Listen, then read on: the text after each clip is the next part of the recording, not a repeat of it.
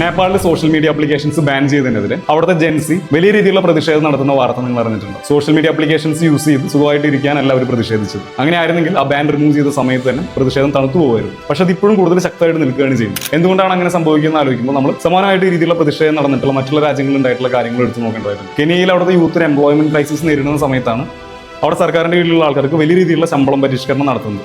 അപ്പോൾ അതിനെതിരെ ഒരു വലിയ പ്രൊട്ടസ്റ്റ് നടത്തുകയും ആ ബില്ല് സർക്കാർ വേണ്ടെന്ന് വയ്ക്കുകയും ചെയ്യും. അതുപോലെ തന്നെ ഒരു സർക്കാർ അത്രയും ജനദ്രോഹ നടപടികൾക്കെതിരായിട്ട് നിന്നപ്പോൾ ശ്രീലങ്കയിൽ ഭരണപക്ഷത്തും പ്രതിപക്ഷത്തും ഇല്ലാതിരുന്ന ഒരു പുതിയ പാർട്ടിയെ അവർ കൊണ്ടുപോകും. ഇവിടെയൊക്കെ സമാനമായിട്ട് കാണുന്ന ഒരു സ്ഥിരം ഫോർമുല എന്ന് പറയുന്നത് ജെൻസി അവരുടെ പൊളിറ്റിക്കൽ സ്റ്റേറ്റ്മെന്റ് കൃത്യമായിട്ട് ഉപയോഗിച്ച് സോഷ്യൽ മീഡിയയിലൂടെ ക്യാമ്പയിൻ നടത്തി വലിയ രീതിയിലുള്ള ജനദ്രോഹ നടപടികൾ നടത്തുന്ന സർക്കാരുകളെ വലിച്ചിട്ട് താഴ്ത്തിരുത്തുന്നതാണ്.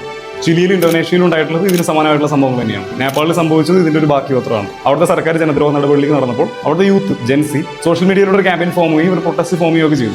ആ സമയത്താണ് സോഷ്യൽ മീഡിയ ആപ്ലിക്കേഷൻസിനെ ഭയന്നിട്ട് സർക്കാർ അത് ബാൻ ചെയ്യുന്നത്. അപ്പോൾ അവരുടെ ആവിഷ്കാര സ്വാതന്ത്ര്യത്തിന് മേലും അവരുടെ കമ്മ്യൂണിക്കേറ്റ് ചെയ്യാനായിട്ടുള്ള ഒരു പവറിന് മുകളിലൊക്കെ ഒരു സംഭവം കൊണ്ടുവന്നപ്പോഴാണ് ഇത് ഇത്ര വലിയൊരു പ്രൊട്ടസ്റ്റിലേക്ക് നീങ്ങുന്നത്. നേപ്പാളിന് സമാനമായിട്ടുള്ള സംഭവങ്ങൾ ഉണ്ടായിട്ടുള്ള ബാക്കിയുള്ള രാജ്യങ്ങളിൽ നിന്നും രണ്ട് കാര്യങ്ങളാണ് വ്യക്തമാകുന്നത്. ഒന്ന്, ഒരു തരത്തിലുള്ള പൊളിറ്റിക്കൽ സ്റ്റേറ്റ്മെന്റും പൊളിറ്റിക്കൽ കമ്മിറ്റ്മെന്റും ഇല്ലാന്ന് പറഞ്ഞിട്ടുള്ള ജെൻസി അവരുടെ കൃത്യമായിട്ടുള്ള പൊളിറ്റിക്കൽ സ്റ്റേറ്റ്മെന്റ് വ്യക്തമാക്കുന്ന ചില സന്ദർഭങ്ങളാണ്. അതുപോലെ തന്നെ സോഷ്യൽ മീഡിയയുടെ പവറാണ്. വിത്തിൻ സെക്കൻഡ്സ് ആൾക്കാർക്ക് കാര്യങ്ങൾ കൃത്യമായിട്ട് പറഞ്ഞു കൊടുക്കാൻ ആൾക്കാരെ കമ്മ്യൂണിറ്റി ഫോം ചെയ്യാനുള്ള സോഷ്യൽ മീഡിയയുടെ പവർ കൂടിയാണ് ഇതിലൂടെ വ്യക്തമാകുന്നത്.